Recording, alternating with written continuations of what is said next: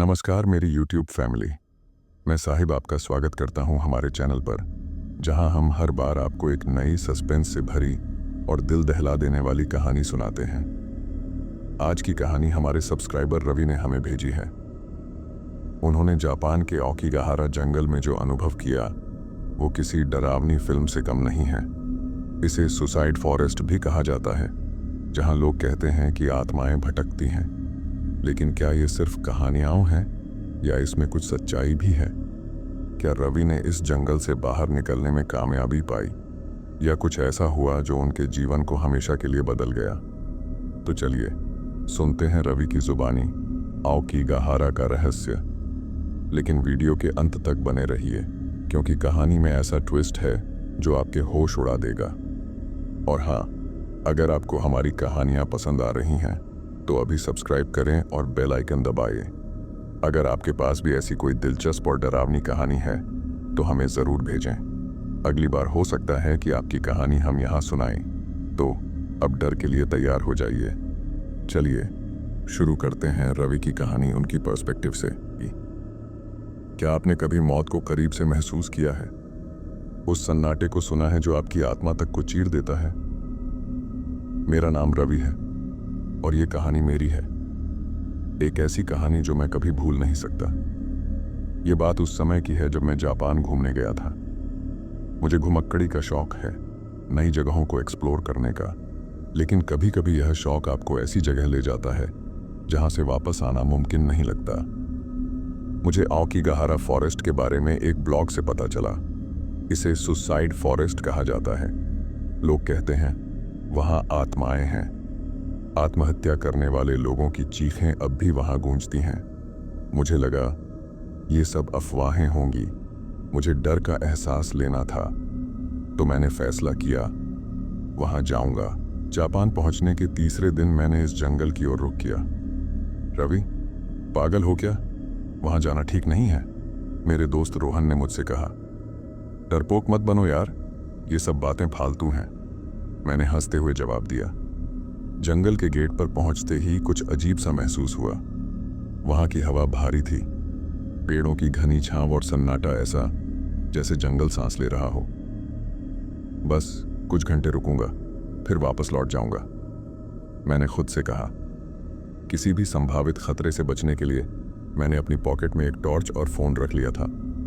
जंगल में घुसते ही ऐसा लगा जैसे मैं दूसरी दुनिया में आ गया हूं। वहां कोई पक्षी नहीं था, हवा ठहरी हुई लग रही थी।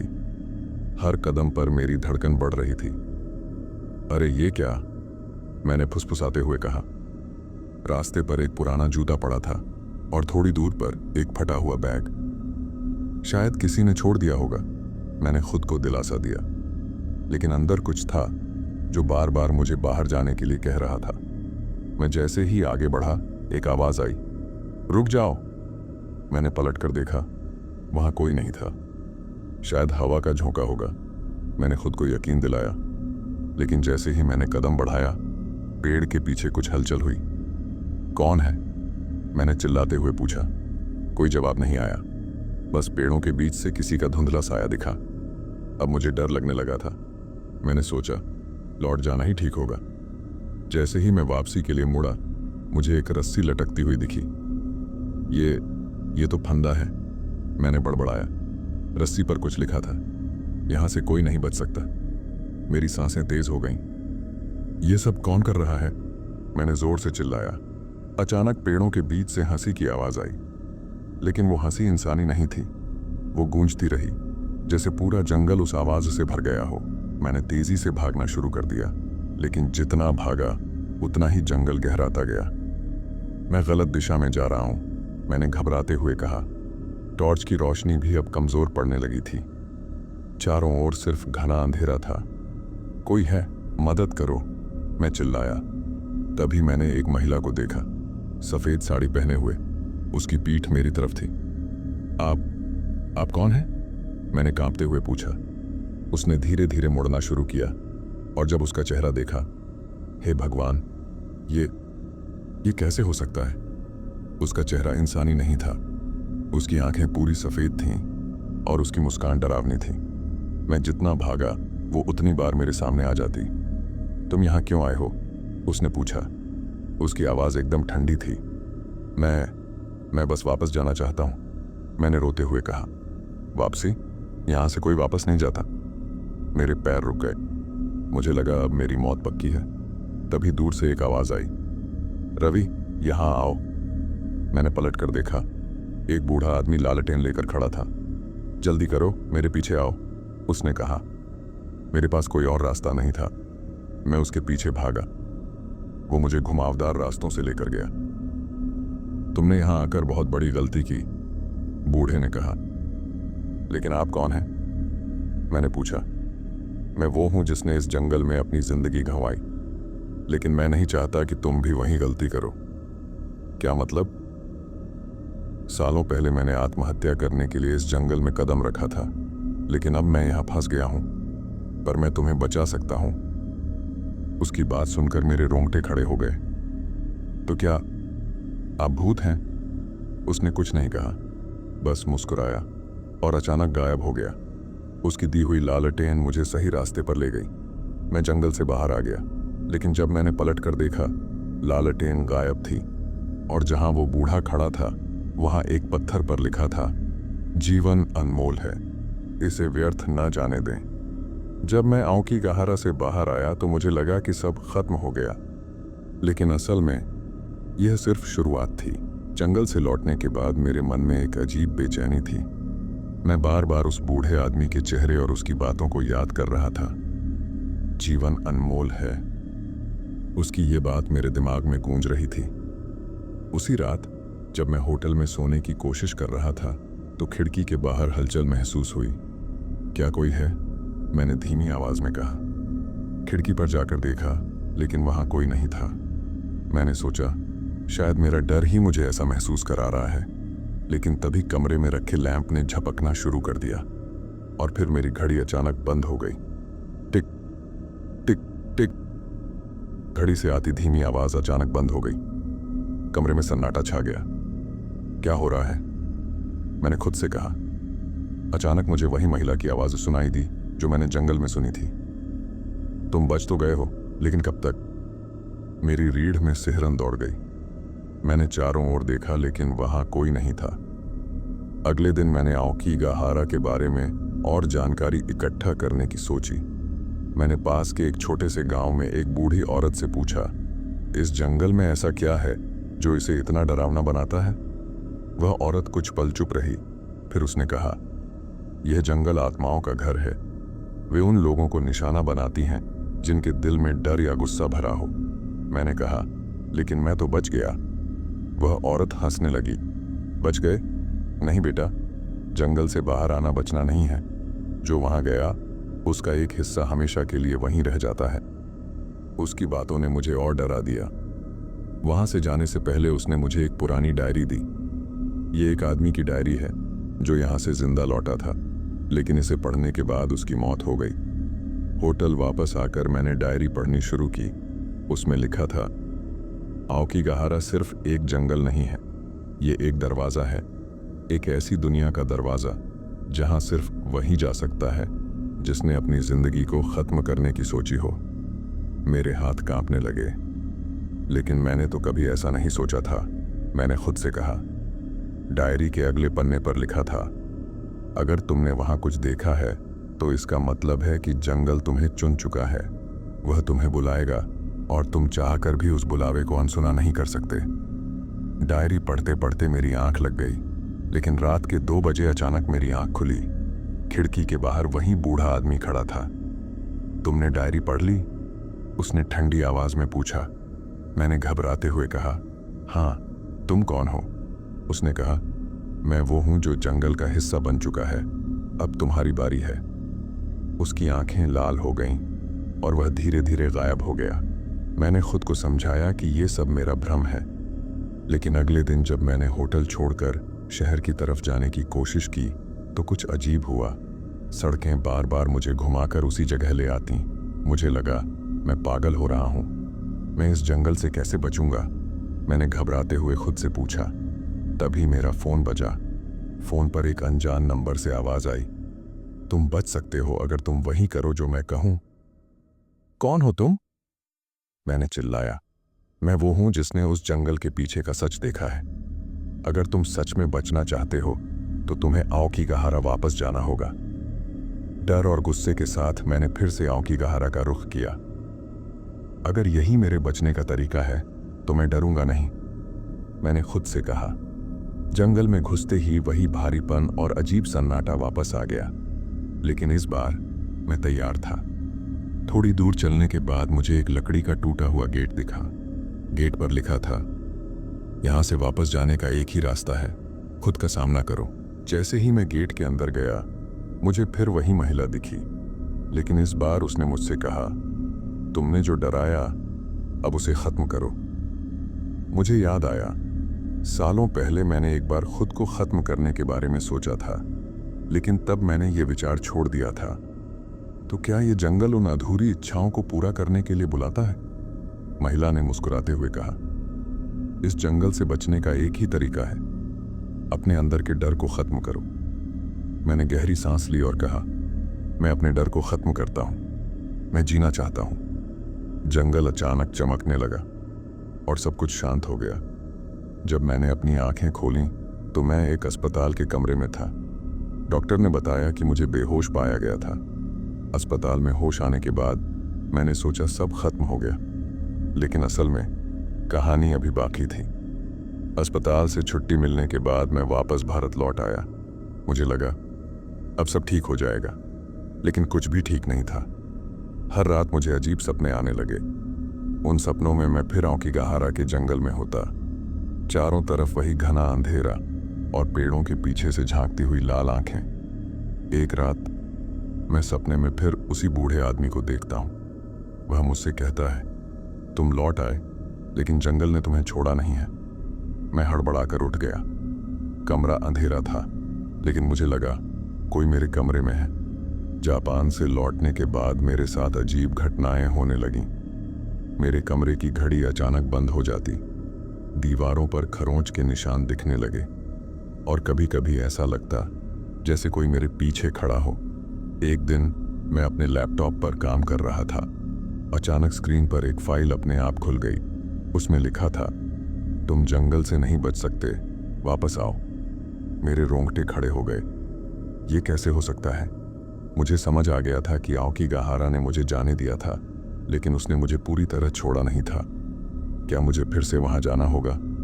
मैंने खुद से पूछा। मैंने बहुत कोशिश की कि मैं इन चीज़ों को नज़रअंदाज करूं, लेकिन हर गुजरते दिन के साथ ये सब बढ़ता गया। एक दिन जब मैं ऑफिस से लौट रहा था तो सड़क के किनारे मुझे एक औरत बैठी दिखी। वह एक जापानी पोशाक पहने हुए थी। उसने मेरी तरफ इशारा किया। तुमसे बात करनी है, उसने धीमी आवाज में कहा। तुम कौन हो? मैंने पूछा। उसने जवाब दिया, तुम्हें आँव की गहारा ने चुना है। वहां जो तुमने देखा वह सिर्फ शुरुआत थी।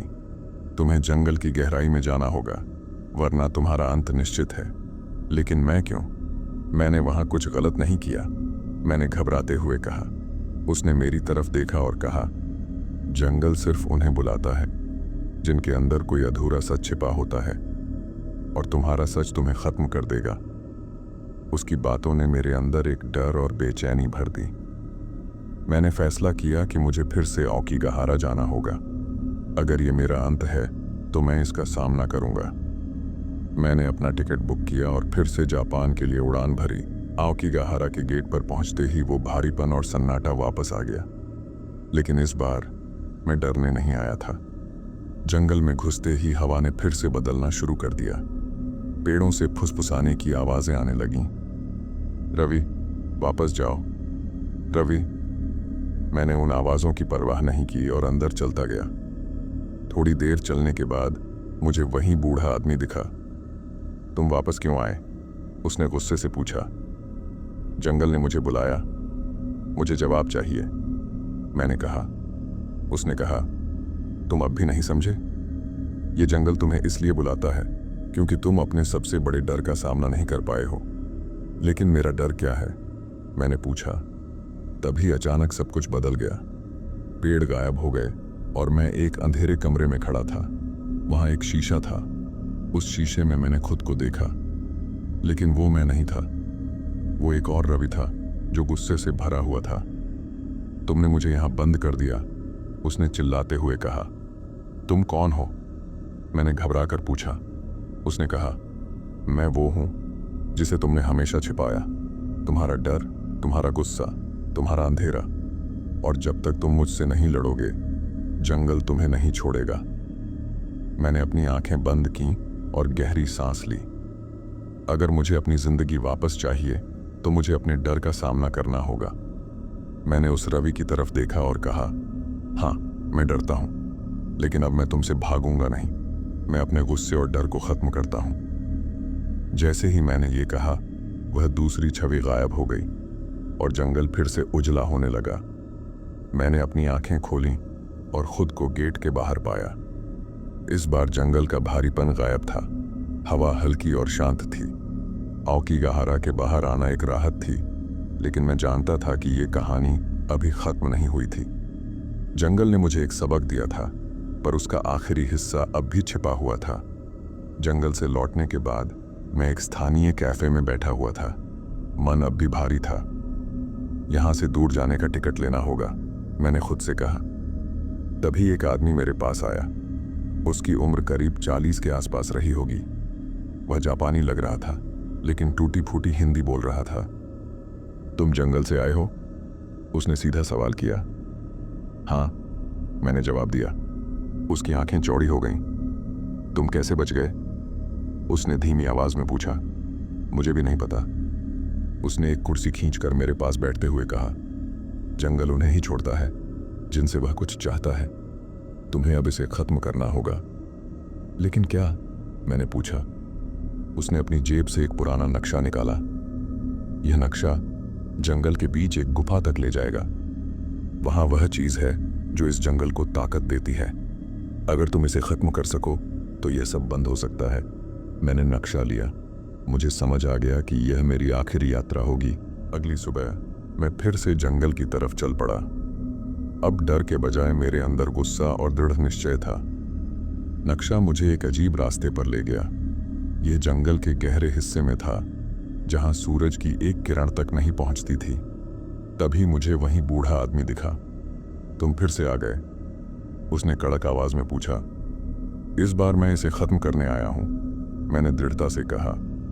उसने एक पल के लिए मुझे देखा और कहा, अगर तुम वहां जाओगे तो तुम्हें अपनी आत्मा का सबसे काला हिस्सा देखना पड़ेगा। तैयार हो? हाँ।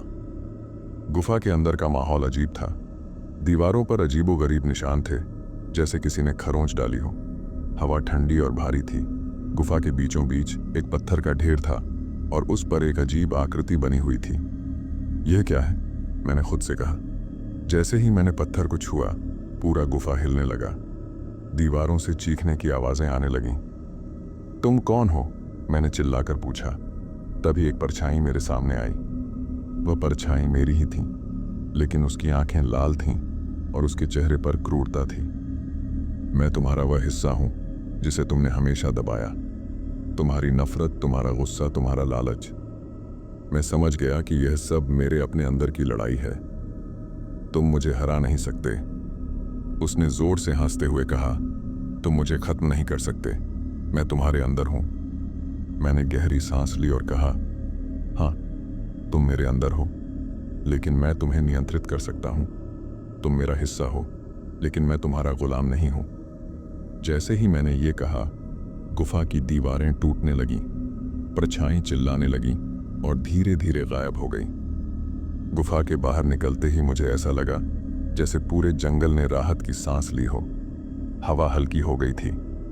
पक्षियों की आवाजें सुनाई देने लगीं। औकीगाहरा अब पहले जैसा नहीं था। ऐसा लग रहा था जैसे वहां का अंधेरा खत्म हो गया हो। जब मैं गेट पर पहुंचा तो वहां वह बूढ़ा आदमी फिर दिखा। तुमने क्या किया? उसने पूछा। मैंने अपने अंदर के डर और अंधकार का सामना किया। अब यह जंगल किसी और को नहीं बुलाएगा। उसने मुस्कुराकर कहा, तुम्हारा सफर अब खत्म हुआ। जाओ और अपने जीवन को गले लगाओ। तो दोस्तों, यह मेरी कहानी थी औकीगाहरा के जंगल की। ये जगह जितनी डरावनी है, उतनी ही गहरी सच्चाई हमें सिखाती है। हमें अपने अंदर के डर और गुस्से का सामना करना सीखना चाहिए। यही जिंदगी जीने का असली मतलब है। अगर आपको ये कहानी पसंद आई तो चैनल को सब्सक्राइब करें। अगली बार फिर मिलेंगे एक नई रहस्यमयी और रोमांचक कहानी के साथ।